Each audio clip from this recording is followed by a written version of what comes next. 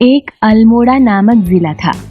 वहाँ एकता अपने mummy papa और छोटे भाई उज्जवल के साथ रहती थी।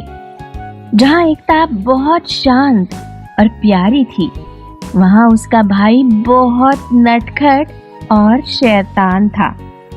एक दिन एकता अपने दोस्तों के साथ खेतों में खेल रही थी। तभी वो कुछ लोगों को एक जगह पर इकट्ठा हुए देखती है। पहले तो एकता एक दो बार अपना ध्यान कहीं और लगाने की कोशिश करती है, पर वो नहीं कर पाती। फिर वो अपने दोस्त निकिता और अनिकेत को बोलती है, यार चलो चलकर देखते हैं ना वहाँ क्या हो रहा है। पागल है, बड़े लोग हैं वहाँ पर, हम बच्चे क्या करेंगे वहाँ जाकर। अरे चलो ना यार, देखते हैं एक बार, इतने लोग क्यों खड़े हैं वहाँ पर। तीनों दोस्त चल देते हैं भीड़ के पास जाकर देखने पर तीनों देखते हैं वहाँ पर एक छोटी सी नागिन थी जो थोड़ी सी घायल हो गई थी। कुछ लोग उससे डरकर उसको मारना चाहते थे, पर तभी एकता उस नागिन की हालत देखकर उसको अपने हाथों से उठा लेती है।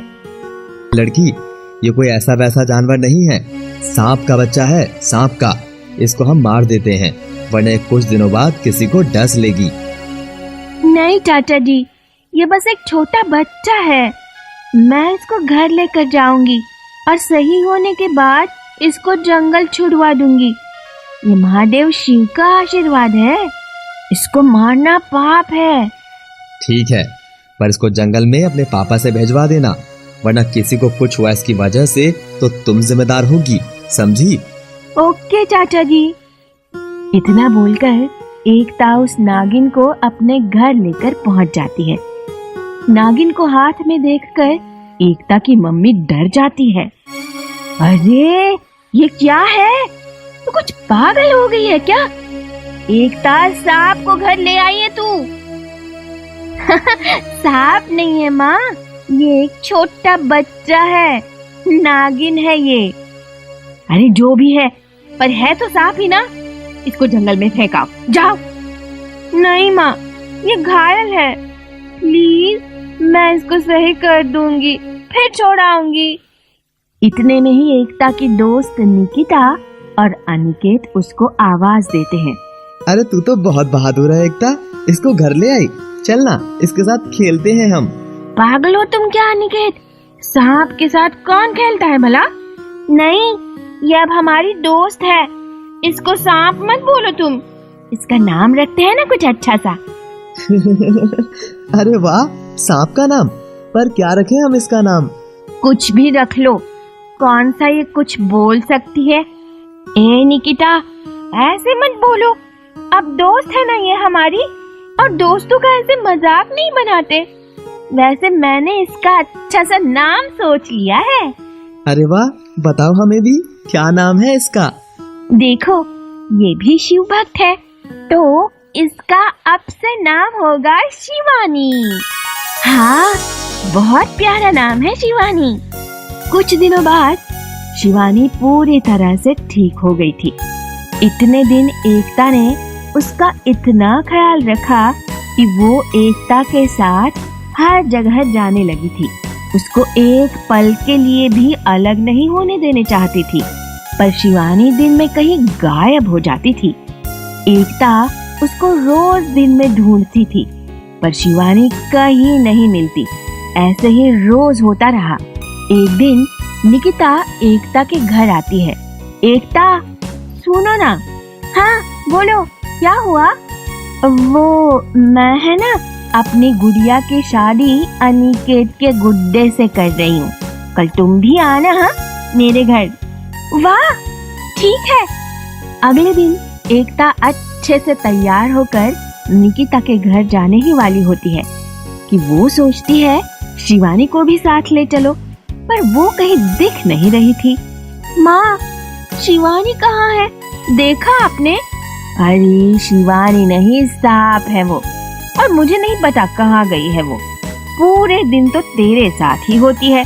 अच्छा है, बला खुद ही टल गई।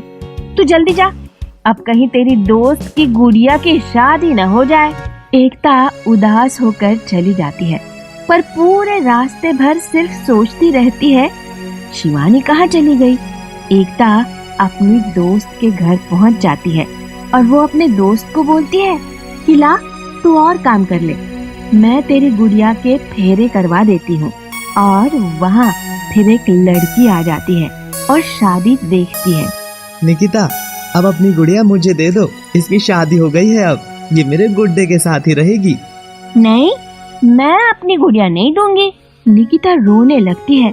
तभी वहाँ से एक पंडित जी जा रहे हैं। तभी वो ये सब देखकर बोलते हैं, बेटे सही बोल रहा है ये बच्चा। शादी के बाद पति ही पत्नी का ख्याल रखता है, उसका साथ देता है हमेशा। कोई भी परेशानी हो तो उसकी मदद करता है।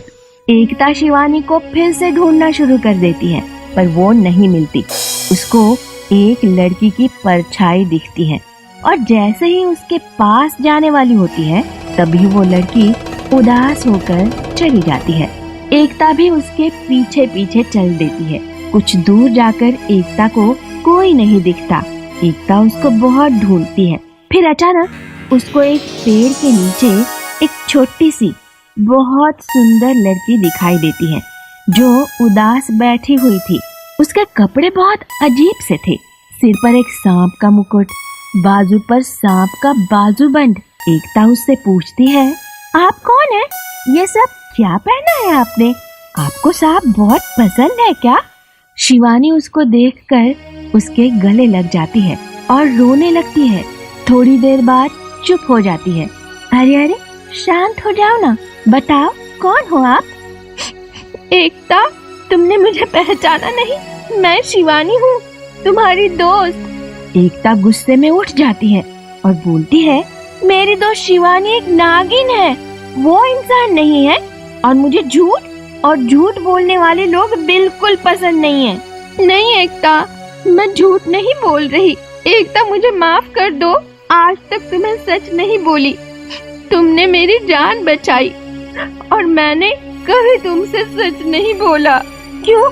तुमने मुझे सच क्यों नहीं बोला कि तुम एक इच्छाधारी नागिन हो? हाँ एकता, कुछ मजबूरी थी मेरी, पर आज जब मैंने तुम्हारे दोस्त के यहाँ शादी देखी ना तो मुझे बहुत बुरा लगा। क्यों?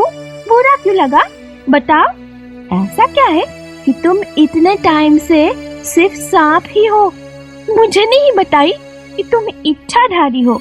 और शादी को देखकर ऐसा क्या हुआ जो तुम्हें इतना परेशान कर दिया कि आज तुम इंसानी रूप में आ गई? एकता, मैं तुम्हें अभी कुछ नहीं बता सकती। तुम्हारी भलाई इसी में है और मुझे अब अपने नागराज को बचाना है। नागराज? वो कौन है? मेरा नागराज, मेरा प्यार। हर नागिन या नाग का एक जोड़ा होता है, मेरा भी है नागराज। नागराज? पर कहाँ है वो? अगर वो है तो उस दिन उसने तुम्हारी मदद क्यों नहीं की? क्यों तुम घायल थी उस दिन? क्यों सांप बनी रही फिर? बताओ। एकता, मैं तुम्हारे सारे सवालों के जवाब दूंगी, पर अभी नहीं, सही समय आने पर।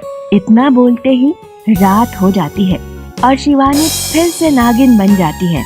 एकता उसको लेकर फिर घर पहुंच जाती है। कहानी जारी रहेगी।